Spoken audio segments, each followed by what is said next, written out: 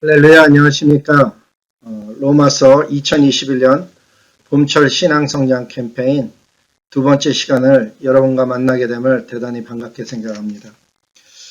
우리 성도님들이 받으신 이 로마서 캠페인 책자를 보시면은 첫 주에 1장서부터 4장 정도까지 읽으면은 잘 따라오신 것입니다. 그래서 저는 그 1장에서 4장 내용 중에 중요한 내용을 먼저 여러분과 함께 점검을 하고 그리고 나서 계속해서 특강을 이어나가려고 합니다.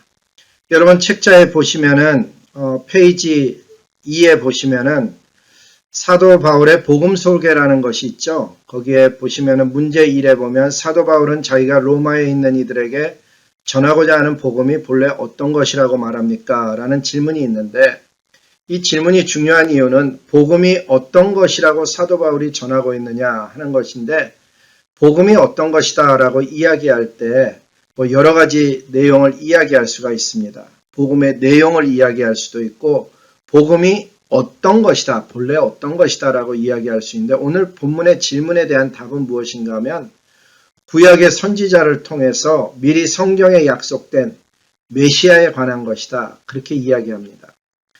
복음이 어떤 것이냐? 그것은 구약의 선지자를 통해서 미리 성경에 약속한 메시아에 관한 것이 그게 복음이라는 것입니다. 복음 자체가 복된 소식인데 하나님 자신이 오셔서 저와 여러분을 죄로부터 해방시킨 그래서 성부 하나님과 교제할 수 있게 된 이 놀라운 사실이 복음인데 그것은 갑자기 뚝 떨어져서 신약시대에 있게 된 것이 아니고 그 자체가 사도 바울이 소개하기를 뭐라 하는가 하면 구약의 선지자를 통해 미리 성경에 약속한 바로 그 메시아에 관한 것이다라고 이야기하고 있다는 사실입니다.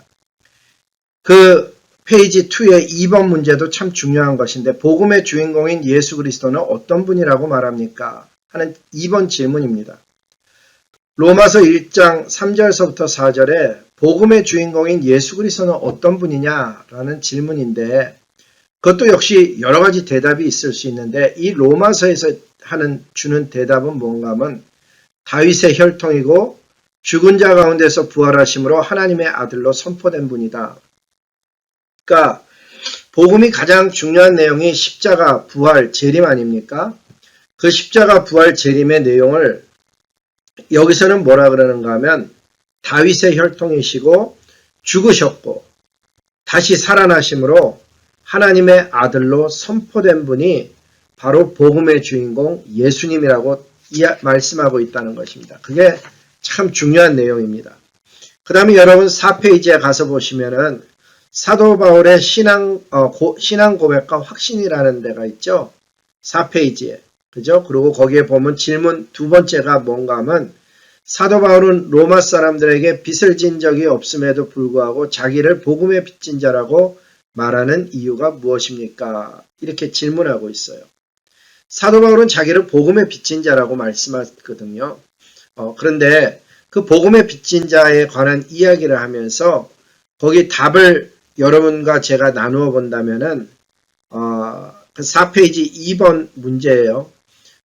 예수님께서 먼저 나에 대해서 일체 오래 참으셨기에 나도 다른 사람에 대해서 그렇게 참음으로 예수님께 진 빚을 갚는다는 의미일 뿐만 아니라 여러분 예수님이 나를 그렇게 오래 참으셨듯이 나도 누군가를 찾아가서 복음 전할 때 일체 오래 참음으로 복음을 전하고 사랑하고 섬긴다는 것이 그게 복음의 빚진 자의 이야기다 하는 것입니다. 나는 다른 사람에게 복음을 전해야 되는 빚을 졌다. 그게 핵심이 되겠죠. 그 다음 5페이지에서 6페이지에 넘어오는 것을 보면은 문제 4번, 문제 그 두 번째, 불의한 사람들을 내버려 두신 하나님이라는 제목인데, 불의한 사람들을 내버려 두신 하나님. 이게 굉장히 중요한 주제입니다. 이게 신학적인 다른 용어로 표현하면은 유기라는 이야기입니다. 유기. 선택과 유기. 선택하시는 것, 예정하시는 것도 신학의 중요한 주제이지만 유기, 왜 유기견, 그럼 버려진 개라는 의미잖아요. 유기, 버려진 사람들에 관한 이야기입니다. 불의한 사람들을 그저 버려두시는 하나님. 왜 버려두시냐? 거기 문제 3번, 이처럼 사람들이 하나님을 마음을 두기에 싫어함으로 인해서 하나님께서는 그들을 상실한 마음 그대로 내어버려 두셨다. 굉장히 무서운 얘기예요. 그 결과 사람들은 어떤 삶을 살게 됐느냐?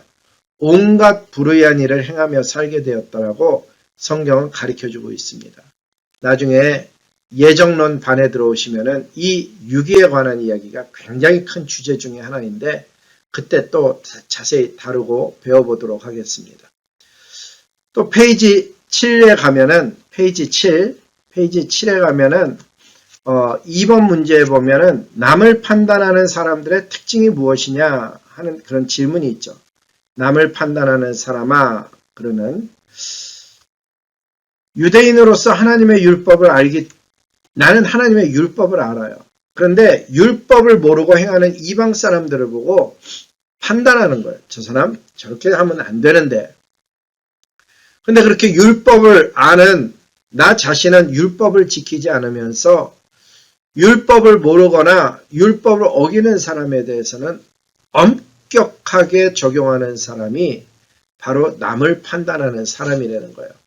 우리는 신앙생활하면서 이러한 오류로부터 반드시 벗어나야 될 줄로 믿습니다. 그 다음 같은 페이지 7에 보면은 각 사람의 행위대로 심판하실 하나님, 거기 1번 두 번째 문제에 보고 하나님께서 우리를 심판하실 때 무엇을 보고 심판하느냐라는 질문이에요. 다 알 것 같죠? 무엇을 보고 심판하느냐? 우리의 행위를 쫓아 심판하십니다. 우리의 생각이 아니고 우리의 마음만으로 하는 것이 아니고 우리가 의도한 바와 상관없이 일어나는 일, 이런 것을 다루는 게 아니고 그 행위대로 하나님께서 심판하심으로 우리는 행위를 어떻게 가져야 되냐? 깨끗이 가질 뿐만 아니라 행위를 하나님 앞에 바르게 갖는 거예요. 최선을 다해서 행함에도 불구하고 부족한 영역은 하나님께서 다 해결해 주셔요. 저와 여러분이 하나님 앞에 온전한 사람으로 설 수 있기를 소망합니다. 페이지 9에 보면 로마서 2장 17절을 읽고 하는 질문 중에 페이지 9에요.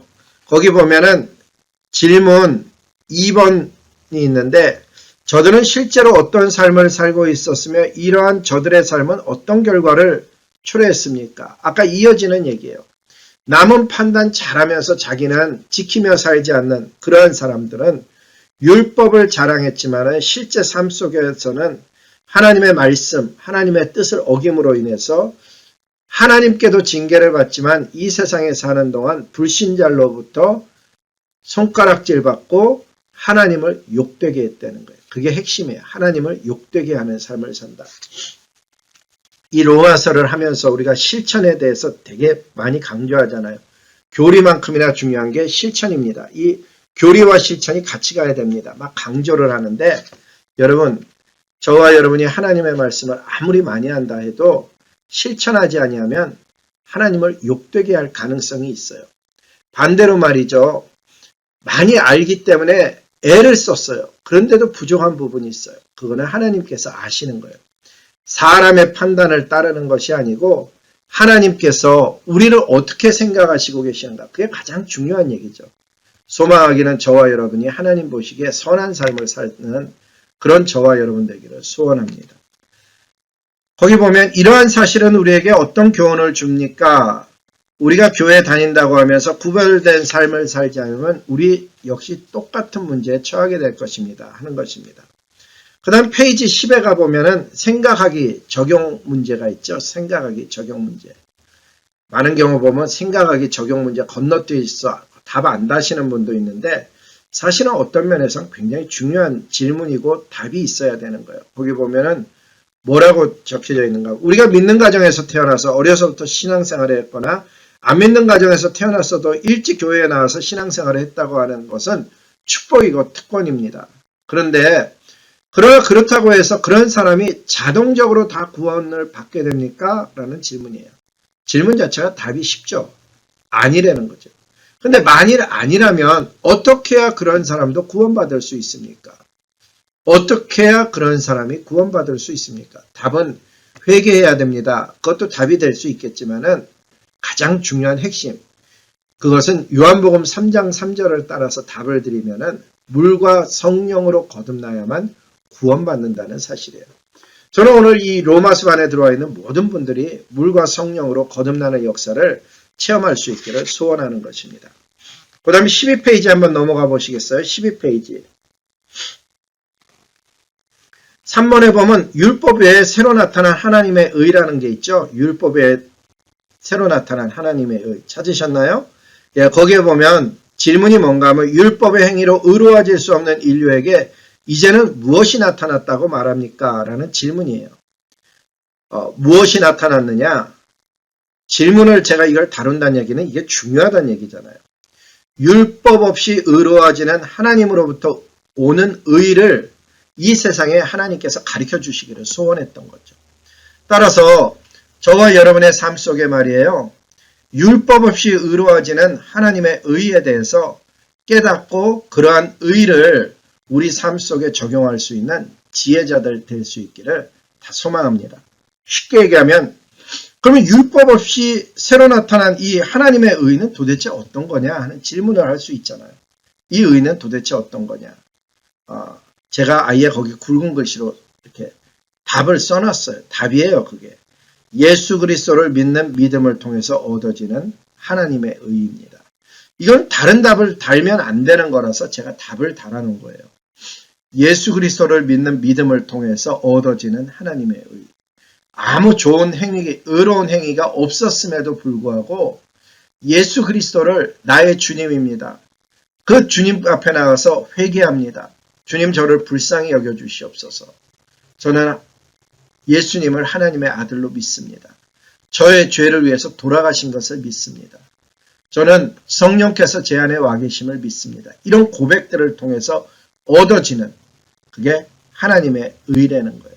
저와 여러분이 그러한 의의 비밀을 깨달아서 구원의 반열에 들어갈 수 있길 바랍니다. 그럼 그 의를 설명하기 위해서 그 뒤에 보면 로마서 4장에 아브라함 예를 들어놨어요. 페이지 14페이지에 있는 얘기인데 아브라함의 의와 행위라는 제목이에요. 아브라함의 행위만 본다면은 되게 부정함이 많죠. 아내를 누이라고 속이기도 하고 실제적이면서도 그건 진실이 아니었거든요. 그럼에도 불구하고 아브라함은요.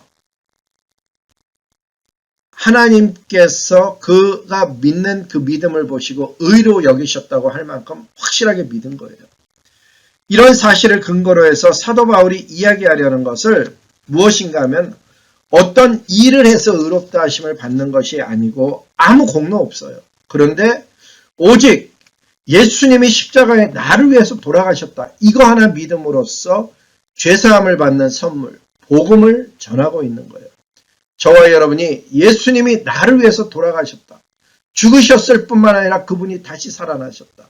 그분이 하늘에 오르시고 어느 날 다시 이 땅에 오셔서 믿는 자들에게 면류관을 씌워줄 것이고 안 믿는 자들을 심판하실 것이다 하는 이 내용이 정말 믿어져서 하나님이 주는 의, 새로운 의, 아브라함이 받았던 그 의, 아무 행위를 근거로 하지 아니하는 하나님의 약속의 말씀을 믿음으로써 얻어지는 그 의의 비밀이 깨달아져서 인생이 변하고 꿈이 변하고 삶이 변하는 그런 저와 여러분 되기를 소망하는 것입니다.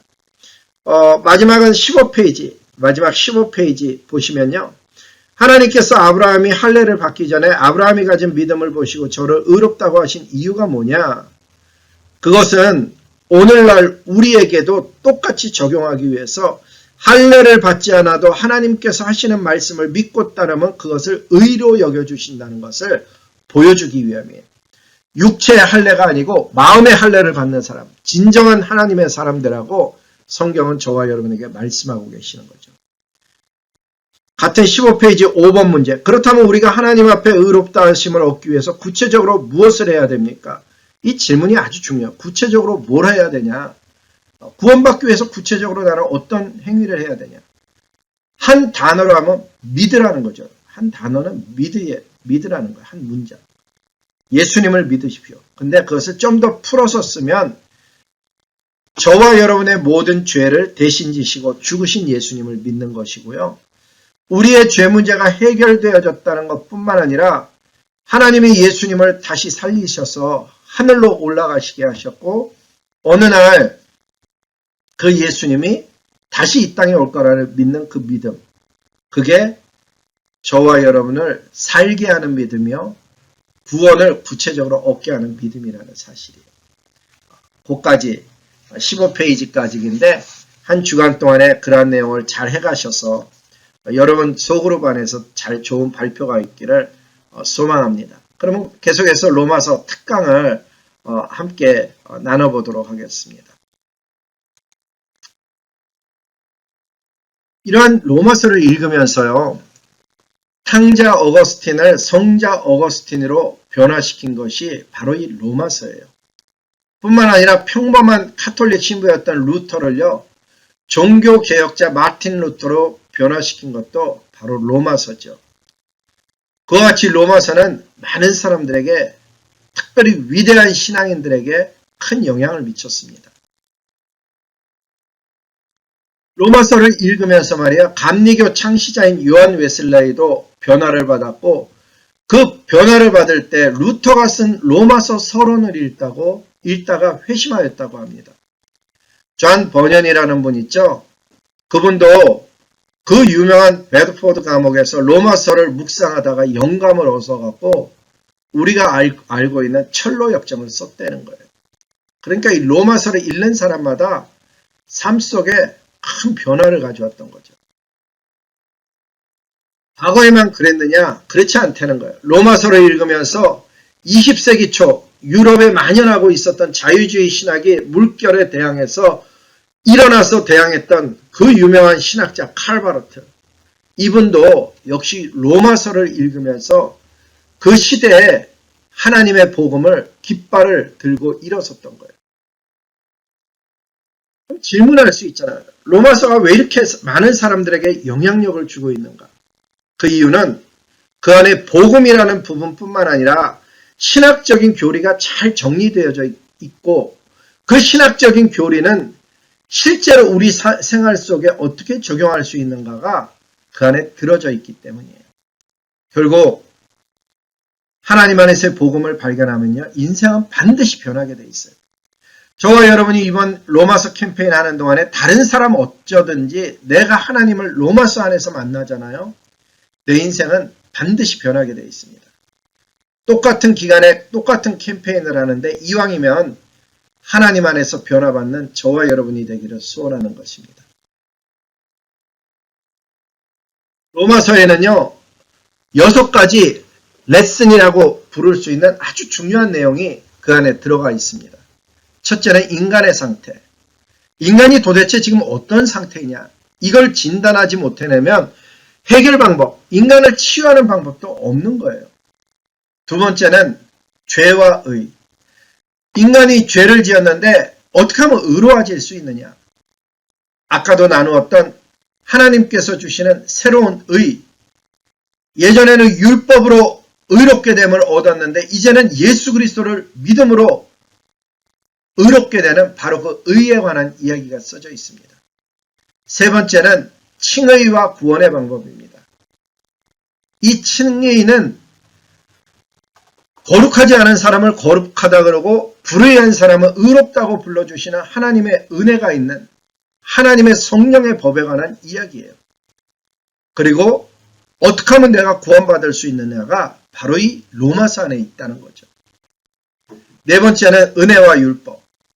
더 이상 우리는 율법 아래에서 고통하는 사람들이 아니고 예수 그리스도로 말미암아서 성령의 법이 임하여서 이제는 그 성령 안에서 자유로운 사람들이 되어지는 하나님의 은혜에 대해서 성경 기록하고 있어요. 결국 로마서는 믿음으로 구원받는다는 거예요. 나를 위하여서 십자가 위에서 죽으신 예수님, 그분 때문에 구원받는다는 이야기죠. 그리고 성화에 관해서 이렇게 죄의 문제가 해결되어지고 예수님을 알게 된 인생은 어떤 삶을 살아야 되는가에 대해서 로마서가 쓰여져 있습니다. 조금 더 깊이 들어가 보면 인간의 상태는요, 영적으로 죽어 있는 상태예요. 오늘 이 동영상을 보고 있는 분 중에서 물과 성령으로 거듭나지 않은 분이 있다 그러면 그분은 영적으로 죽어 있는 상태예요. 영적으로 죽어 있으면요, 거룩하신 하나님과 교제할 수 없어요. 하나님은 거룩하셔서 죄로 더럽혀진 사람과는 교제할 수 없는 거예요. 죽어 있는 거예요. 그 사진에 보다시피 살아있는 것 같지만 사실 관 속에 누워있는 그러한 인생인 거죠. 그럼 내가 영적으로 죽은 걸 어떻게 알 수 있냐? 첫째는 성경이 가르쳐줘서 알 수가 있습니다. 성경에는 뭐라 하는가 하면 그는 허물과 죄로 죽었던 너희를 살리셨다라고 얘기해요. 여기서의 그가 예수님입니다. 근데 죽었던 너희라는 이 단어가 한국어로 읽는 거랑 영어로 읽는 게 약간 느낌이 달라요. You were dead. 어느 과거의 한 시점에 너는 죽었었다라고 이야기하는 거예요. 영이 죽으면요, 영적인 일에 반응하지 못해요. 영적인 일을 분별하지 못해요. 그냥 윤리적이고 도덕적인 수준으로 하나님께 나오는 사람이에요. 제가 교회에서 목회하다 보면 정말 좋은 사람이 있어요. 아, 저 사람은 참 인격도 뛰어나고 성품도 뛰어나고 정말 참 너무너무 좋은 분인데 아쉬운 점은요, 영적인 일에 반응하지 못해요. 다른 일에는 다 반응해요. 사랑하는 일, 도와주는 일, 어려운 사람을 돕는 일, 정직하게 사는 일, 의롭게 사는 일 다 반응해요. 근데 영적인 일에만 반응을 못해요. 왜? 영적인 삶을 살 수 없는 상태, 죽어있는 상태가 됐기 때문이에요. 따라서 영적으로 뭐가 가치 있는지를 모르는 거예요. 저는 그러한 분이 우리 교회 안에 있음을 제가 알고 있어요. 여러분은 어떻습니까? 영적으로 살아있습니다. 영적으로 살아있길 소원합니다. 내가 죄로 더럽혀져 있음을 어떻게 또 알 수 있느냐? 보고 듣고 배워서 악을 행하고 그러는 영역도 있죠. 나쁜 TV나 나쁜 사람 죽이는 게임 같은 거, 폭력적인 게임 같은 거를 통해서 배우기도 하지만 그것 없이도요, 아주 어린아이들 노는 거 보세요. 굉장히 자기중심적이에요. 사람은 그 마음에 계획하는 바가 어려서부터 악한 것을 하나님이 보시고 한탄하셨어요. 우리 조상 아담이 죄로 인해서 더럽혀져서 그 아담 이후에 우리 모두는 죄로 더럽혀진 영적으로 죽은 상태로 태어나는 거예요. 내가 죄로 더럽혀져 있으므로 거룩하신 하나님 앞에 나오려고도 하지도 않고 깨달으려고도 하지도 않고 구원의 이야기를 귓잔등으로 듣는 거예요. 쉽게 얘기하면. 그저 교회가 진실해야 될 텐데 왜 이럴까? 오히려 판단자 입장에 서게 되는 거죠. 로마서가 가르쳐주는 구원의 핵심은요, 죽은 나를 살리고 거룩하신 하나님과 교제할 수 있게 하신 분이 예수님이라는 것을 가르쳐 주셔요. 구원의 복음의 핵심은요, 저와 여러분이 무엇을 해서 구원받는 것이 아니라고 얘기해요. 이게 로마서에서 가장 중요한 내용이에요. 착하게 살아서 바르게 살아서 구원받는 게 아니다. 물론 그거 굉장히 중요해요. 구원받았기 때문에 착하게 사는 것이고 바르게 사는 것이에요. 일방적으로 하나님께서 창세전에 저와 여러분을 택하시고 예정하시고 오늘날 복음을 듣게 하셔서 부르셔서 구원해 주셨어요. 창세전에 나를 예정했다는 사실, 아무나 믿을 수 있는 사실이 아닙니다. 복음으로 나를 부르셨다는 것, 아무나 깨닫는 사실이 아니에요. 오늘 저와 여러분에게 그러한 일을 행하신 만군의 여호와 하나님을 찬양합니다.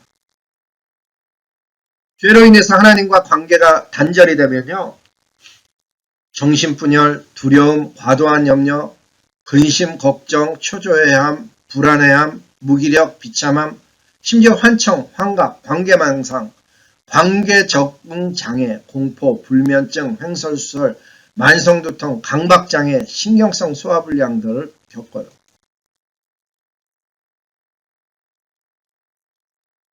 죄는 우리의 삶을 다양한 면에서 파괴해요. 물론 앞에서 언급한 이런 질병들이 모두 다 죄로 인해서 발생한다? 그렇게는 절대 단언할 수 없어요. 하지만 죄로 인해서 나타나는 다양한 현상 중에는 앞에 있는 현상들이 함께 나타나기도 하는 거예요. 도박, 알코올, 외도, 가벼운 일탈 같지만은 그것은 각 가정과 자녀들에게 돌이킬 수 없는 정서적 장애와 마음의 깊은 상처를 남기는 죄의 모습이기도 한 거예요. 이 정도 도박이야. 이 정도 누구나 다 하지. 이 정도 술은 다 마시지. 이 정도 외도 안 하는 남자가 어디 있어. 여자라고 해서 외도하지 못하라는 법 있나? 이렇게 이야기하는 가벼운 일탈에 관한 이야기인 것 같지만 그것은 돌이킬 수 없는 정서적인, 영적인, 마음의 깊은 상처를 남기는데 자녀들에게까지 영향력을 미친다는 사실이에요. 죄의 문제를 해결하는 유일한 길은요, 예수님께 나아가는 거예요. 예수님의 구원은 실제적인 삶에서 죄를 없이 해주실 뿐만 아니라 우리 안에 쓴뿌리를 제거해 주셔요. 예수님 믿고 나는 아직도 과거에 쓴뿌리가 있다. 여러분, 하나님 앞에 더 나아가서 기도해야 되는 내용이에요. 저와 여러분은요, 1만 달란트를 진짜 빚진 자인데 나한테 10데나리온, 100데나리온, 얼마 안 되는 것을 정말 빚진 자의 목을 붙잡고 흔드는 모습이 될 수가 있다고요. 예수님의 구원은요, 우리 안에 쓴뿌리를 제거해주고 과거의 기억들을, 나쁜 것들을 지워줄 뿐만 아니라 우리를 자유롭게 해줘요. 마음에 하나님의 평강이 임하게 해줘요. 그 구원을 받으시길 바랍니다. 예수님의 구원은요, 그렇게 과거로부터 해방일 뿐만 아니라 앞으로 하나님께서 의도하셨던 아름다운 삶, 열매 맺는 삶을 살게 해주셔요. 예수님으로 인해서 구원받은 사람의 삶은 반드시 아름다운 열매를 맺어요. 하나님 기뻐하는 열매를 맺는다고요. 그것은 열매를 맺었기 때문에 구원받는 게 아니에요. 구원받았기 때문에 열매를 맺는 거예요. 너무나도 중요한 사실이죠. 죄의 문제를 해결하는 유일한 길은 예수님께 나가는 것인데요. 예수님의 피가 우리의 죄를 깨끗이 해준 거예요. 그래서 날마다 우리는 보혈의 능력을 찬양하고요. 죄의 문제 앞에 쓸 때마다 이 예수님의 보혈을 갈구하고 덧입기를 소망하는 거예요. 예수님의 피로 저를 정결케 하여 주시옵소서. 그렇게 나가서 기도하죠. 뿐만 아니라 이 죄의 문제를 해결하는 유일한 길은 예수님께 나아가는 것인데, 여러분, 그 예수님께 나아가는 것을 다른 말로 하면 하나님과의 만남이라 그래요. 죄를 회개하는 시간. 여러분, 오늘 이렇게 성경 공부하고 나서 그냥 막 정신없이 또 살면은요, 아무 변화 안 일어나요. 근데 정말 조용히 기도할 장소를 찾으셔서, 하나님, 제 삶이 새로워지길 원합니다. 제 안에 어둠들이 떠나가기를 원합니다. 저는 하나님의 자녀에 대한 삶을 살기를 원합니다. 예수님, 저의 죄 문제를 해결하여 주신 주님, 저를 불쌍히 여겨 주시옵소서. 제가 이러이러한 죄로 인해서 넘어졌습니다라며 도움을 청하는 시간을 갖기를 원합니다.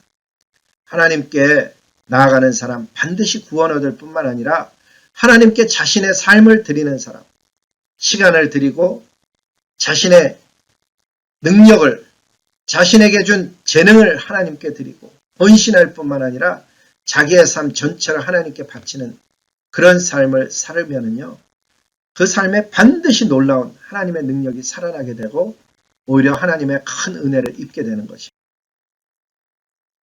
여러분, 오늘도 들어주셔서 감사하고요. 예수님의 이름으로 사랑합니다. 아무 의의가 없는데 나를 살게 하시는 하나님, 그분을 만났기 때문에 우리 인생이 변하고 꿈이 변하고 이 로마서를 통해서 정말 그러한 삶의 신학적인 그리고 교리적인 그리고 진리를 우리 마음속에 새기며 나아가는 저와 여러분 모두 되기를 소원합니다. 여러분 들어주셔서 대단히 감사합니다. 기도하시겠습니다. 사랑하시는 아버지 하나님 감사합니다. 오늘 이렇게 함께 로마서 1장서부터 4장을 함께 나누었고 로마서 안에 있는 6가지 진리, 특별히 죄로부터 어떻게 우리가 해방되어지며 죄의 문제를 어찌 해결할 수 있는가, 예수님께 나아가는 면에 대해서 나누었습니다. 성령 하나님, 우리 성도님들의 삶 속에 역사하셔서 꿈이 변하고 삶이 변하고 하나님 앞에 서는 날 많은 열매를 가지고 서는 저와 우리 모든 성도님들에게 은혜 더하여 주시옵소서. 예수 그리스도의 이름으로 감사하며 복을 빌며 기도드렸습니다. 아멘. 대단히 감사합니다.